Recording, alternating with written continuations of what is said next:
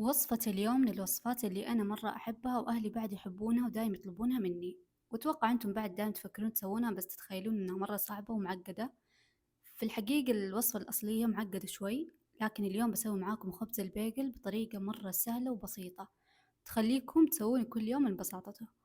الصراحة أنا مرة أحبه لأنه تغيير عن طعم الخبز العادي والصامولي والتوست، مرة لذيذ وسهل. فيلا نبدأ.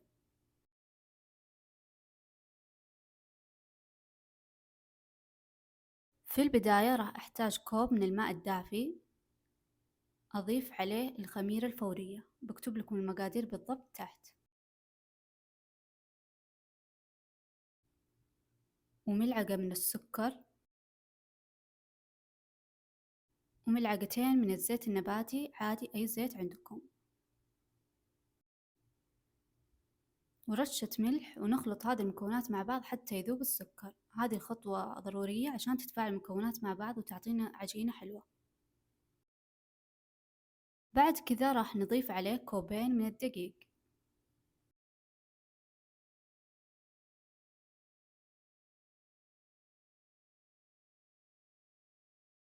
وبس كذا هذه المكونات اللي نحتاجها. نبدأ نعجن العجينة بيدكم أو بالعجان عادي اللي يريحكم. أهم شي تعجنون حتى تصير عندنا عجينة متماسكة وشوي لينة.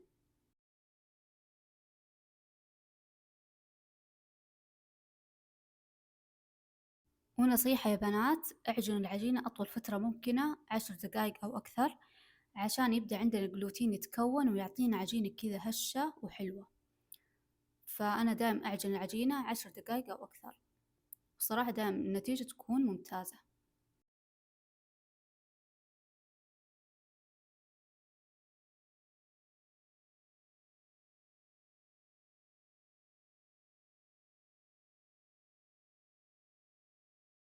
وهنا بعد ما عجنتها 10 دقايق، شايفين كيف النتيجة؟ نحتاجها تكون زي كذا، شوي تلصق باليد بس مو مرة متماسكة. راح أكورها وأغطيها ونخمرها ساعة كاملة. والحين الجو صار بارد، احرصوا انكم تخمرونها في مكان شوي دافي، يعني في الدولاب او بالفرن، وخلوها على راحتها ساعة كاملة. بعد ساعة كاملة طلعت العجينة وقسمتها 6 قطع زي ما انتم شايفين. أبدأ أخذ كل قطعة وأكورها على بعض بهذا الشكل، كذا أسحبوها على يدكم عشان عشان من تحت تكون ملساء وشكلها مرتب زي كذا. شايفين صارت عندنا كورة كذا مرتبة وحلوة.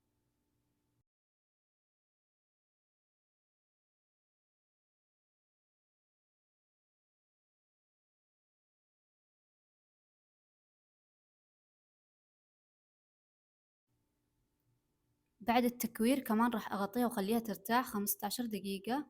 وهنا شوفوا بعد ما تخمرت 15 دقيقة امتلت هوا وصار شكلها حلو. أبدأ أشكلها بهذا الشكل، أدخل إصبعي من الوسط وأشكلها على شكل حلقات.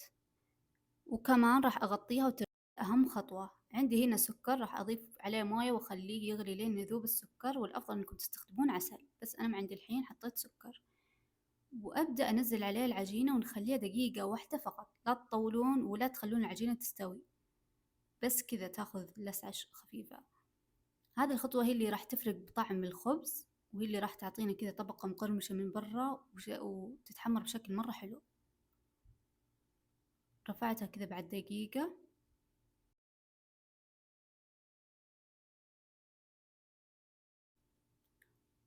وأحلى فقرة فقرة التزيين، زينوها بأي شكل تحبون. أنا هنا راح أختار هذه البذور، عبارة عن بذور قرع وكتان وشيا، وممكن تحطون زعتر، سمسم، أي شي تحبونه. أنا أحب هذه البذور صراحة، مرة تعطي نكهة حلوة ولذيذة، فلو حصلتوها استخدموها.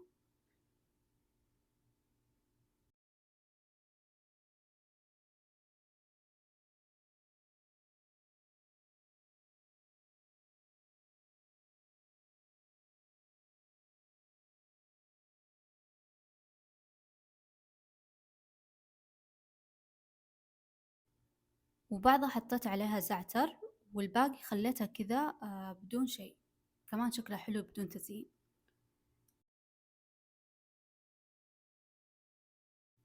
ندخلها الفرن على حرارة 180 تقريبًا 15 دقيقة، أو حتى تلقونها اتحمرت من تحت، بعدين نشغل عليها شي خفيف من فوق عشان تتحمر تاخذ لون حلو.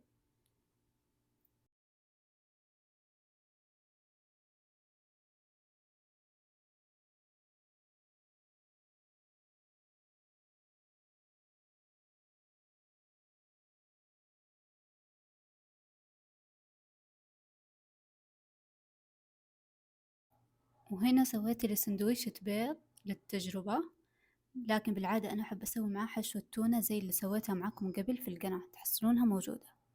وبس كانت أحلى سندويشة أكلتها.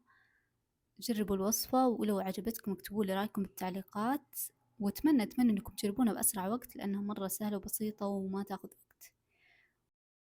وانتظروني في المقطع الجاي بوصفة جديدة ولذيذة إن شاء الله، ومع السلامة.